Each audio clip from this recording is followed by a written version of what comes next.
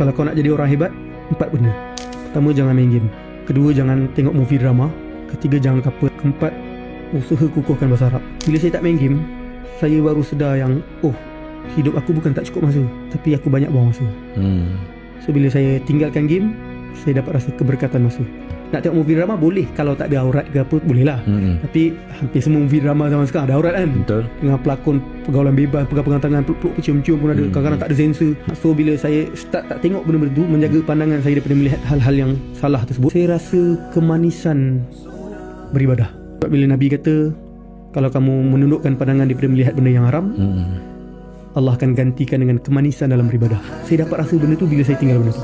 Tak apa lah, itu Alhamdulillah. Saya daripada dulu tak apa. So saya tak rasa susah yang tu. Yang keempat, bahasa Arab tu. Baca buku bahasa Arab, kamu tak sulah.